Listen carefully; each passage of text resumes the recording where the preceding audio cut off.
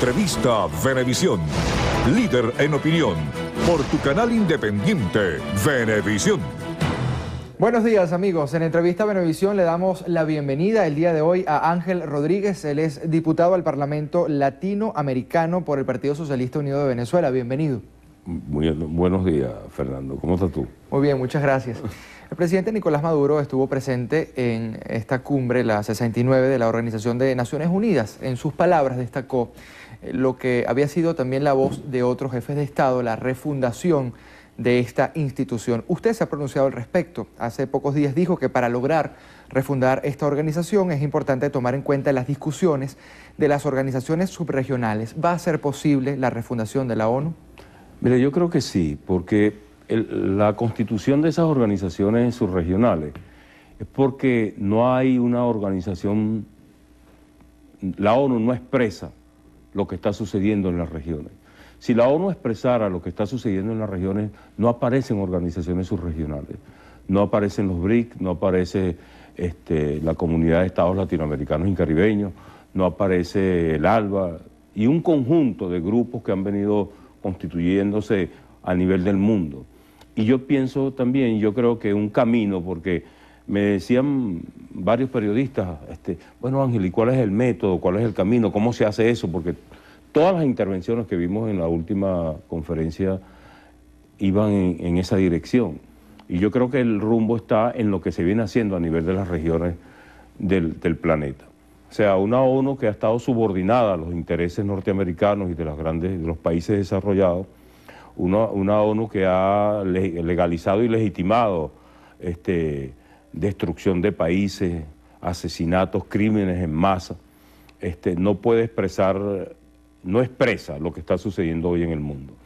Y lo más importante es que esas intervenciones se han saltado la institucionalidad que implica la ONU para invadir y agredir a otros países. Entonces, esa situación, esa circunstancia muy particularmente, le ha sucedido ¿a qué países? Le ha sucedido a países que han logrado tener soberanía e independencia, que administran sus recursos en función de las necesidades de su población. Por ejemplo, en Libia. Libia era un país ejemplo en ese continente africano, con un nivel de desarrollo importante, con una calidad de vida importante, y hoy observamos una cantidad, un país dividido, fraccionado, un país, digamos, con un 43% de pobreza y de miserableza de la población, producto de esa guerra. Y en todas las partes donde ha intervenido Estados Unidos y lo ha legitimado la ONU, ninguno de esos países ha florecido. Ninguno de esos países ha dado un salto en calidad en función de la democracia, en función de mejorar, de más trabajo, más calidad de vida, mejores condiciones antes tenían que después de las guerras, porque las intervenciones norteamericanas van dirigidas a crear la desesperanza en esos pueblos, a que no haya más esperanza de resurgimiento. ¿Dónde atacan? ¿Dónde bombardean? ¿Dónde acribillan a la gente? En los hospitales, bombardean las universidades, bombardean los centros de producción, las industrias, las desaparecen. Y entonces esos pueblos, su intención es que no tengan más esperanza de resurgir. Entonces, el clamor de todos los presidentes que hablaron, principalmente inclusive los de Latinoamérica, ¿no? La Comunidad de Estados Latinoamericanos y Caribeños ha jugado un papel bien importante en ver cómo logra como continente presentarse ante ese esquema mundial como una referencia donde primero ha declarado que todo el territorio es un territorio de paz. Y esos ejemplos son importantes para un proceso de transformación de la ONU. El presidente lo decía, un proceso de democratización, un proceso de escogencia del secretario general de la ONU de otra manera. No puede seguir siendo 5 países los que determinen el rumbo del mundo y no haya manera de pararlo. Intervino también con relación al bloqueo contra Cuba, intervino también con relación a la situación de Puerto Rico. O sea, sí. un conjunto de temas históricos allí. Por ejemplo, es unánime la votación contra el bloqueo contra Cuba. a favor de Cuba. Es unánime en la Organización de Estados Americanos, de la ONU, y resulta que no hay nada que permita la implementación de esa decisión. Desde su punto de vista, ¿cuál debe ser el papel de la ONU ante el conflicto en Siria, por ejemplo, o Palestina? Yo te voy a poner un ejemplo que lo observé en el discurso del presidente. El presidente Nicolás decía, bueno, que en vez de estar dando discursos, aquí deberíamos estar discutiendo cómo enfrentamos, cuál es el plan para enfrentar esa epidemia del ébola en ese continente.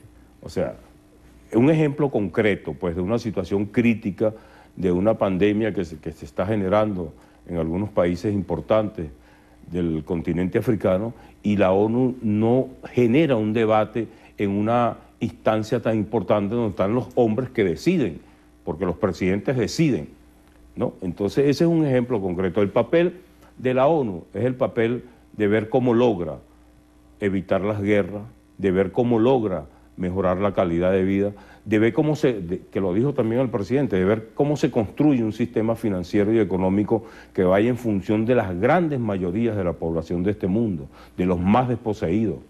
Ese es el papel de una organización de ese tipo. Pero lo que hemos observado hasta hoy es que la ONU ha servido para que Estados Unidos, Francia, el Reino Unido y otros países agarren y se conviertan en los gendarmes del mundo y determinen qué es lo que van a hacer con determinada región, con determinado país.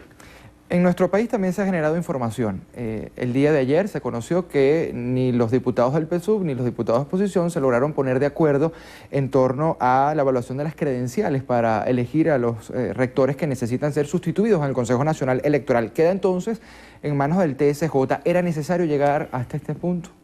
Pero yo te puedo decir que la responsabilidad de que eso llegue al Tribunal Supremo y no se dirima esa situación en la Asamblea Nacional es responsabilidad de la oposición principalmente. No hay candidatos, no hay consenso entre la oposición para los candidatos, y si hubo en un momento no lo presentaron cuando hubo que presentarlo. Entonces es lastimoso porque tradicionalmente eso lo solucionábamos nosotros en la Asamblea Nacional, entre los acuerdos que se venían desarrollando con los sectores de oposición, inclusive en momentos muy álgidos de confrontación. Hubo consenso con las candidaturas que se iban a proponer para esa instancia tan importante para el país y para los venezolanos.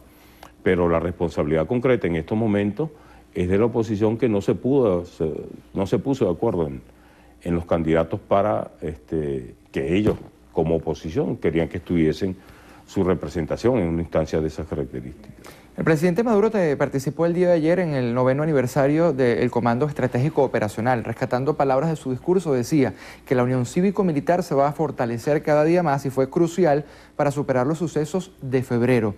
¿Qué opina al respecto acerca precisamente de esa unión cívico-militar que ocurre aquí en el país? Mira, yo creo que un pilar fundamental, básico, importante, y esa es una visión que se la debemos al comandante Chávez, al presidente Chávez, es que esa unidad cívico-militar es un eslabón importante para la paz del país, para su desarrollo, para generar la tranquilidad necesaria que necesita un país como Venezuela para propiciar más calidad de vida, más trabajo, más democracia.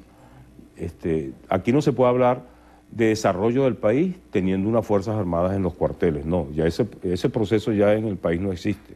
En la Fuerza Armada venezolana hay una calidad humana, hay una calidad profesional, una calidad científica, una calidad política importante, que es necesario que se exprese en la dinámica social que estamos viviendo y que se aperturó con la presidencia del presidente Chávez. Hoy nosotros tenemos una Fuerza Armada integrada a todos los niveles del desarrollo económico, social del país. Es importante decirlo, nosotros tenemos una profesionalización y un desarrollo científico importante en nuestras Fuerzas Armadas.